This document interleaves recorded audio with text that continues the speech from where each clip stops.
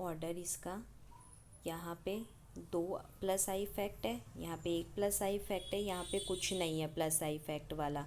तो सबसे ज़्यादा बेसिसिटी इसकी, फिर इसकी और फिर इसकी। ऐसे यहाँ पे माइनस आई इफेक्ट वाला एक ग्रुप है, यहाँ पे 2 ग्रुप है, और यहाँ पे माइनस आई इफेक्ट वाले 3 ग्रुप है। तो माइनस आई इफेक्ट वाले ग्रुप बढ़ते जा रहे हैं, तो बेसिसिटी क्या होती जा रही है, कम होती जा रही है। फिर बात करते हैं एर एल्काइल अमाइन, मतलब जिसके अंदर क्या हो, एल्काइल ग्रुप भी हो और अमाइन ग्रुप भी हो। ठीक है, मतलब बेंजीन रिंग भी हो और एल्काइल ग्रुप भी हो, जैसे ये है हमारे पास बेंजाइल अमाइन वाला। तो ये क्या होते हैं, मोर बेसिक होते हैं then aryl amines. Aryl amines जो होते हैं, यानी हमारी जो एनिलीन होगी उससे ज़्यादा बेसिक कौन से होंगे, ये वाले ग्रुप्स होंगे। क्यों, ऐसा क्यों हुआ, क्योंकि जो नाइट्रोजन पे लोन पेयर प्रेजेंट है वो डायरेक्टली किसके साथ कॉन्जुगेशन में नहीं है, इस बेंजीन रिंग के साथ कॉन्जुगेशन में नहीं है। ये जो एनिलीन है इसमें तो जो इलेक्ट्रॉन्स है नाइट्रोजन के वो डायरेक्ट कहाँ जाएंगे, इस बेंजीन रिंग में जाएंगे। लेकिन यहाँ पे बीच में CH2 आ गया, तो इस CH2 के आने की वजह से जो बेंजीन रिंग के साथ कॉन्जुगेशन है वो ख़त्म हो गया, यानी यहाँ पे रेजोनेंस पॉसिबल नहीं है।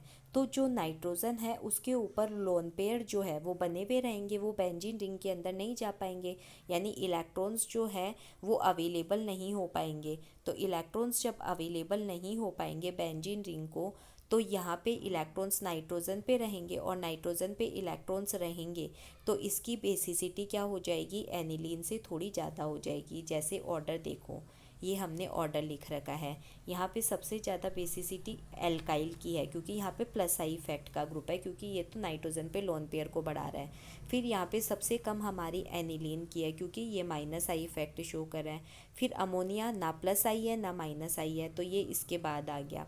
और यहाँ पे इसकी ज़्यादा क्यों हो गई, क्योंकि यहाँ पे रिंग के अंदर इलेक्ट्रॉन नहीं जा पा रहे हैं, क्योंकि बीच में CH2 आ गया। तो रिंग पे क्या रहेंगे, इलेक्ट्रॉन रहेंगे, और यहाँ पे रिंग पे इलेक्ट्रॉन बढ़ रहे हैं, तो इसकी वजह से इसकी सबसे ज़्यादा, और यहाँ पे कम हो रहे हैं तो इसकी सबसे कम, और यहाँ पे इलेक्ट्रॉन बने हुए हैं तो ये सबसे ज़्यादा, ये इससे एल्काइल अमाइन से ज़्यादा।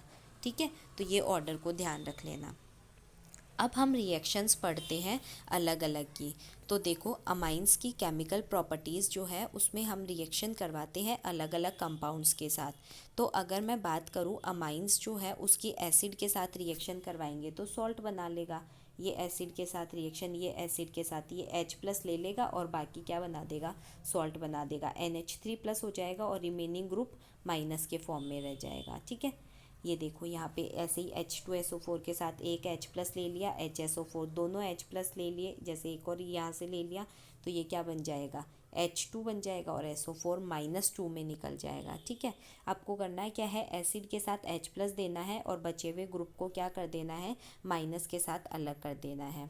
फिर उसके बाद देखो, नेक्स्ट देखो, हम मेटल आयन के साथ रिएक्शन करा रहे हैं, जैसे AgCl के साथ रिएक्शन करवाई, तो AgCl के साथ ये कॉम्प्लेक्स कंपाउंड बनाएगा। ये हमारी एनिलीन हो गई, ये हो गई एनिलीन, मेटल बीच में आ गई और ये दोनों एनिलीन के मॉलिक्यूल्स आ गए, और Cl- जो है वो बाहर चला जाएगा, यानी कॉम्प्लेक्स कंपाउंड बन जाएगा, कोऑर्डिनेशन कंपाउंड बन जाएगा।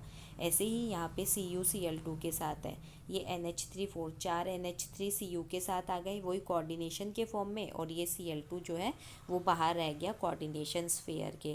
फिर बात करते हैं एल्काइलेशन। एल्काइलेशन का मतलब हम क्या ऐड कर रहे हैं, एल्काइल ग्रुप ऐड कर रहे हैं, यानी RX के साथ रिएक्शन करवाते जा रहे हैं। तो इसकी कराई तो यहाँ से HX निकल जाएगा, ये निकल गया। फिर दोबारा कराई तो ये 2 डिग्री बना, दोबारा कराई तो फिर HX निकल गया तो 3 डिग्री बन गया। फिर थर्ड टाइम फिर से कराई तो क्या बन जाएगा, सॉल्ट बन जाएगा। फिर असाइलेशन, देखो असाइलेशन का मतलब होता है ये वाला ग्रुप, CH3CO ग्रुप अगर हम कहीं पे भी ऐड करते, अगर ये जो CH3CO ग्रुप है हम कहीं पे भी ऐड करते हैं तो इसको हम बोलते हैं असाइलेशन। ठीक है, तो आप देखो, जब आप रिएक्शन करवा रहे हो यहाँ पे C2H5NH2 की, तो आप क्या ऐड करोगे, CH3CO ग्रुप ऐड करोगे, और H के साथ क्या निकल जाएगा, यहाँ आपका Cl निकल जाएगा। तो यहाँ पे आपका क्या बन गया, ये देखो, ये रिएक्शन करवा रहे हो तो यहाँ पे H के साथ Cl चला गया और बचा हुआ ग्रुप यहाँ ऐड हो जाता है C2H5NH CO CH3 और ये प्लस का साइन है, प्लस HCl अलग हो जाएगा। ऐसे ही सेम यहाँ पे 2 डिग्री में भी हो जाएगा, HCl निकल जाएगा, बचा हुआ ग्रुप ऐड हो जाएगा।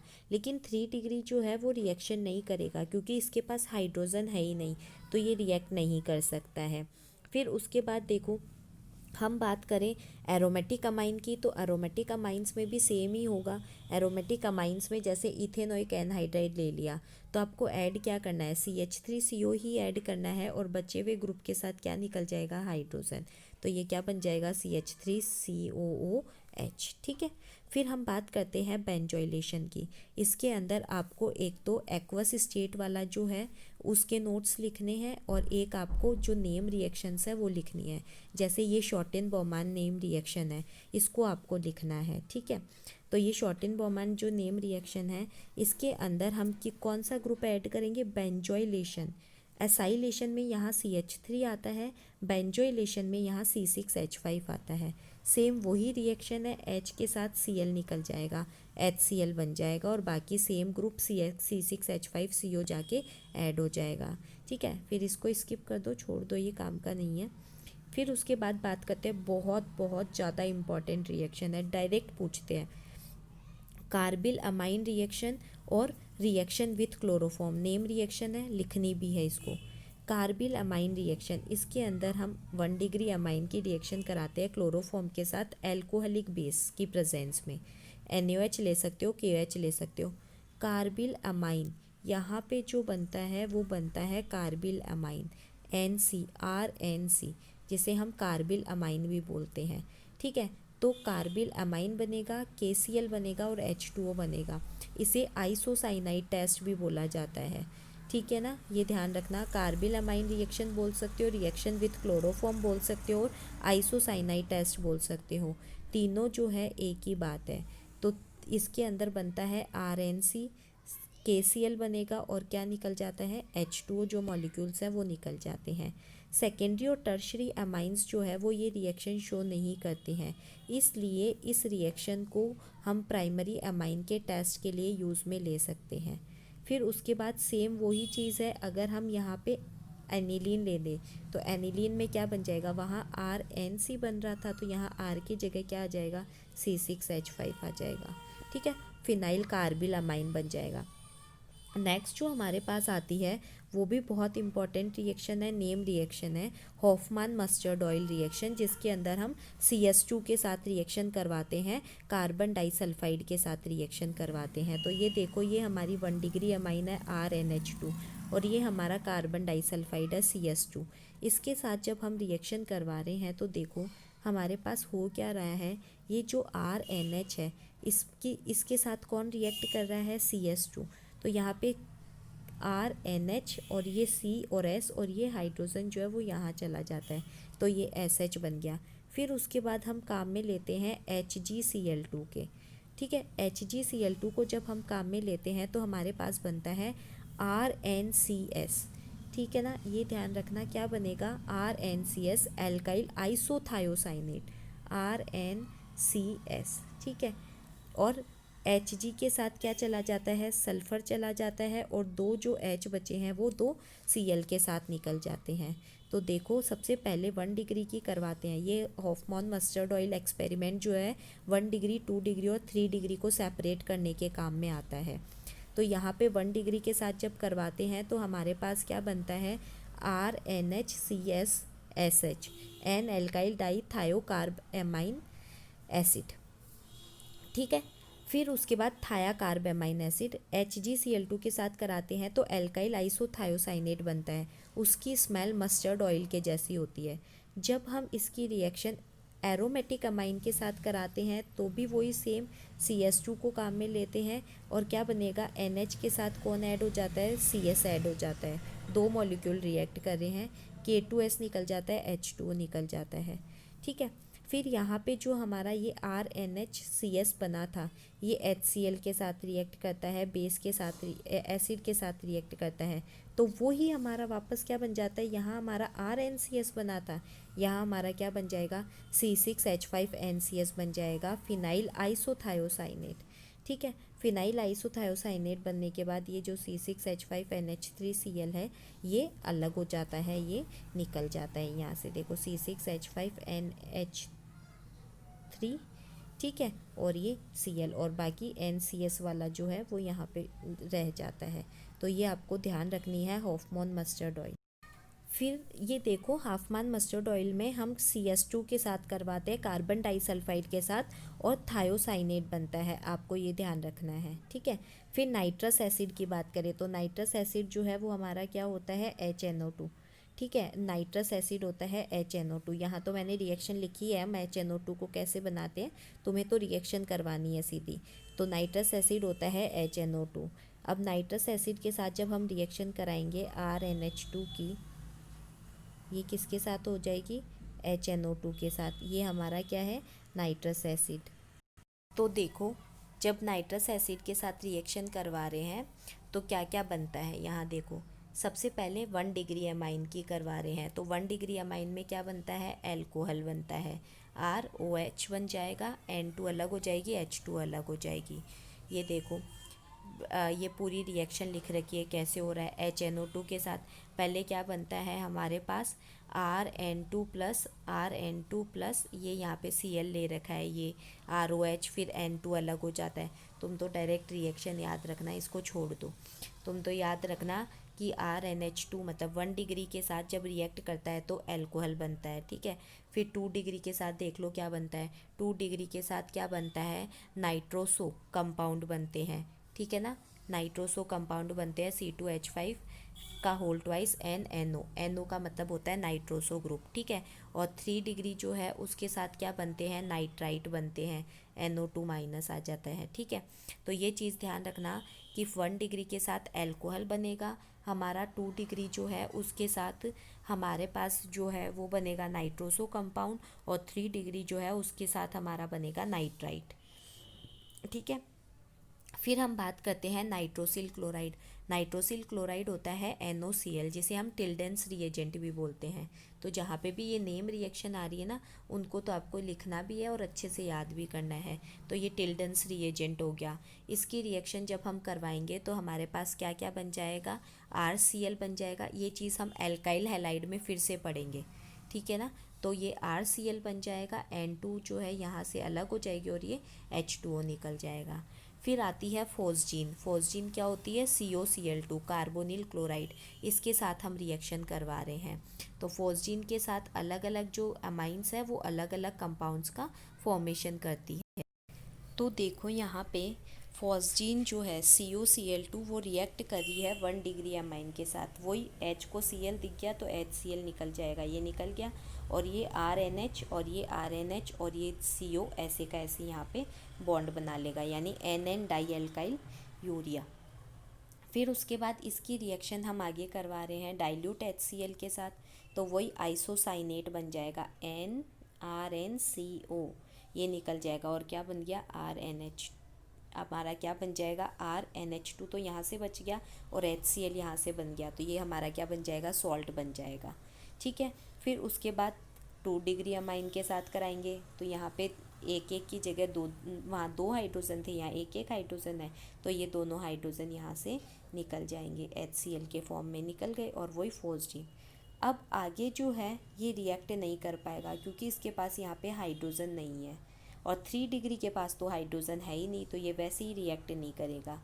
फिर हम करवाते हैं ऑक्सीडेशन, मतलब addition of oxygen, removal of hydrogen, electropositive element, इस तरीके से। सबसे फर्स्ट जो करवाते हैं वो करवाते हैं KMnO4 पोटेशियम परमैंगनेट के साथ। 1 डिग्री अमाइन KMnO4 के साथ रिएक्ट करके क्या बनाएगी, एसिटेल्डिमीन बनाएगी, मतलब यहाँ से हाइड्रोजन और हाइड्रोजन निकल गए, तो रिमूवल ऑफ हाइड्रोजन क्या होता है, ऑक्सीडेशन ही होता है, निकल गया।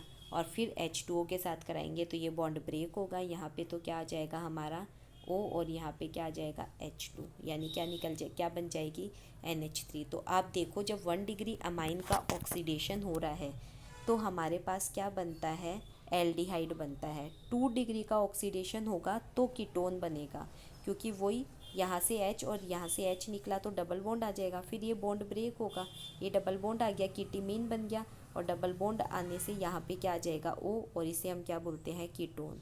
ठीक है।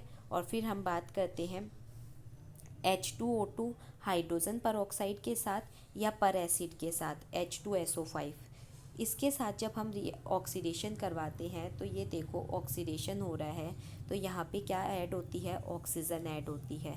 ठीक है। और अमाइन ऑक्साइड बनेगा, ये नाइट्रोजन के पास लोन पेयर है, इस ऑक्सीजन ने ले लिया, तो ये क्या बन गया, अमाइन ऑक्साइड बन गया। और फिर क्या करवा दो, रीअरेंजमेंट करवा दो।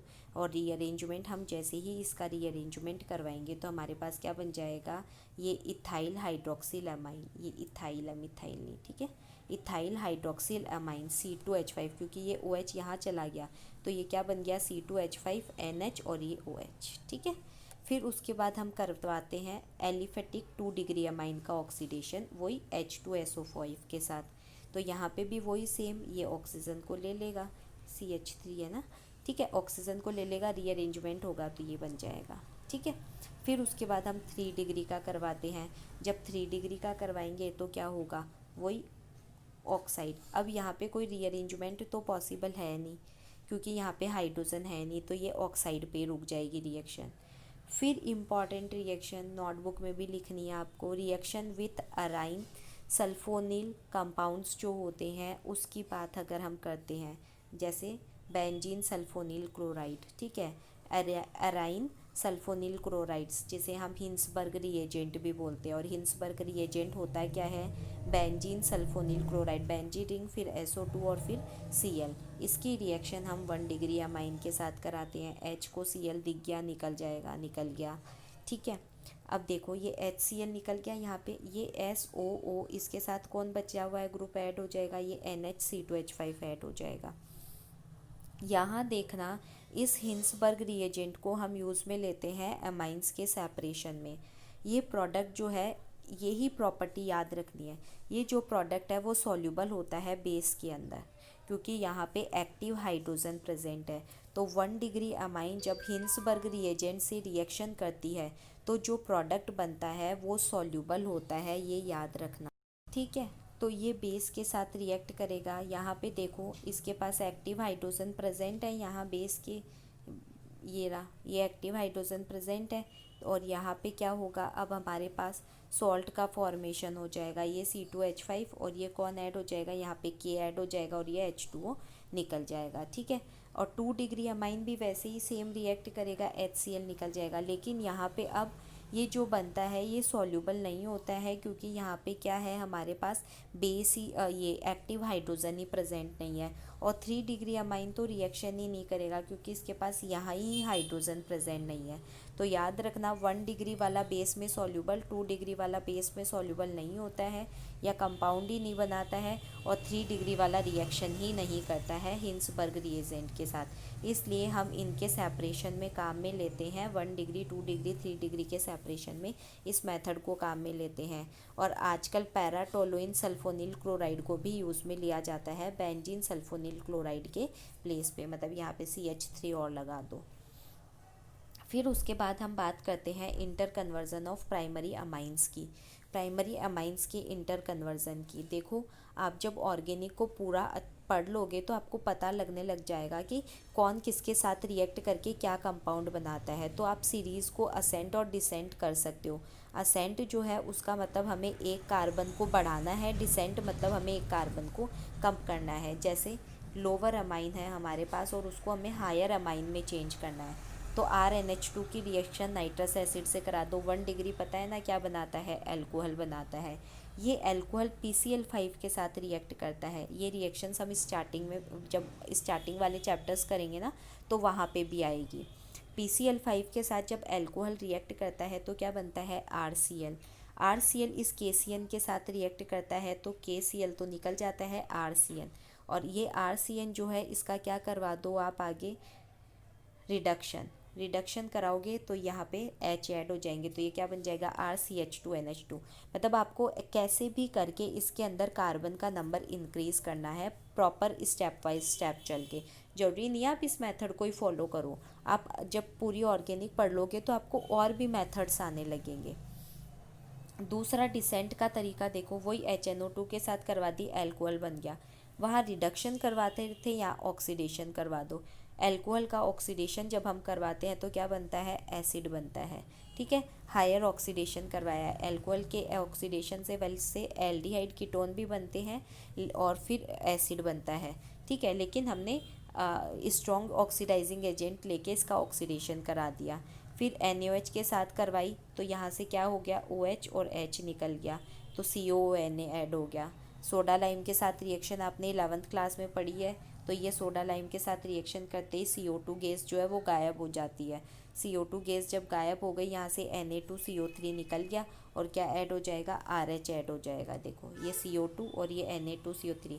पता है ना, सोडा लाइम में CaO जो है वो तो नॉन रिएक्टिव पार्ट है, और रिएक्टिव पार्ट कौन सा होता है, NaOH होता है। तभी ये क्या निकाल लेता है यहाँ से Na2 और CO2 और एक ये रस O, तो Na2CO3 निकल जाता है और RH बन जाता है। क्लोरीन के साथ रिएक्शन करा दो, सिंपल, ये आपने 11th क्लास में पढ़ी है। HCl निकल जाएगा, RCl बन गया। और इसकी रिएक्शन वापस अमोनिया से करा दो, HCl निकल जाएगा और क्या बन जाएगी, RNH2 बन जाएगी। अब देखो 1 डिग्री 2 डिग्री 3 डिग्री अमाइन का सेपरेशन हम कैसे कर सकते हैं। तो सबसे पहले हमने आइसोसाइनाइड टेस्ट या कार्बिल अमाइन टेस्ट पढ़ा था। तो उसमें 1 डिग्री अमाइन जो है वो पंजेंट स्मेल देता है, 2 डिग्री और 3 डिग्री रिएक्ट ही नहीं करते हैं। कार्बन डाइसल्फाइड जिसे हम मस्टर्ड ऑयल टेस्ट भी बोलते हैं, इसमें हमने देखा था 1 डिग्री वाले में मस्टर्ड ऑयल जैसी स्मेल आती है, 2 डिग्री में डाइथायोकार्बेमिक एसिड बनता है, 3 डिग्री रिएक्टिव ही नहीं है। हिंसबर्ग वाला भी बताया ही था, हिंसबर्ग रिएजेंट में ये वैसे भी सॉल्यूबल बनाता है, ये इनसॉल्यूबल बनाता है और ये रिएक्ट ही नहीं करता है। और नाइट्रस एसिड में आपने देखा था कि ये जो है नाइट्रोजन गैस को रिलीज़ करता है, और फिर उसके बाद ये जो है नाइट्रोसो अमाइन, याद है, ये अल्कोहल बनाता है OH, और ये नाइट्रोसो कंपाउंड बनाता है और ये NO2 वाला बनाता है। ठीक है, मतलब बहुत कम रिएक्शन होती है, इसलिए नो रिएक्शन लिखा है। फिर उसके बाद हमें पढ़ना है लीबरमान नाइट्रोसो टेस्ट। लीबरमान नाइट्रोसो टेस्ट होता है क्या है, जो ये 2 डिग्री अमाइन बनी है, यहाँ पे 2 डिग्री अमाइन जो होती है वो नाइट्रस एसिड के साथ रिएक्ट करके नाइट्रोसो कंपाउंड बनाती है, वो क्या देते हैं, लीबरमान नाइट्रोसो टेस्ट देते हैं। जैसे ये रहा 2 डिग्री अमाइन है हमारी, ये रिएक्ट कर रही है फिनोल के साथ और कंसनट्रेट HCl के साथ। हमने क्या किया, 2 डिग्री अमाइन ली, उसमें फिनोल डाला, उसमें कंसनट्रेट H2SO4 डाला, तो हमें ग्रीन कलर का सॉल्यूशन मिलता है। ठीक है, इसकी रिएक्शन हम वाटर के साथ कराते हैं, मतलब इसका डाइल्यूशन करेंगे तो ये रेड कलर में चेंज हो जाता है, फिर NaOH डालेंगे तो ये डार्क ब्लू कलर में चेंज हो जाता है। तो आपको कलर याद रखने हैं, फिनोल और कंसनट्रेट H2SO4 के साथ 2 डिग्री अमाइन ग्रीन, वाटर के साथ रेड और NaOH के साथ डार्क ब्लू। ये अमाइंस के यूजेस लिखे हुए हैं कि लोअर एलिफेटिक अमाइंस जो होती है वो यूज़ में आती है ऑर्गेनिक कंपाउंड्स के सिंथेसिस में। एनिलीन्स जो है वो यूज़ में लिए जाते हैं ड्रग्स और डाइज के फॉर्मेशन में, ये आप पढ़ चुके हो 17 चैप्टर में। अमाइंस को यूज़ में लिया जाता है फोटोग्राफिक डेवलपमेंट के अंदर, और मिथेल अमाइन जो है वो कूलेंट के फॉर्म में यूज़ में ली जाती है आइस बॉक्स के अंदर। ठीक है, तो ये अमाइन का पोर्शन आपका कंप्लीट हो चुका है।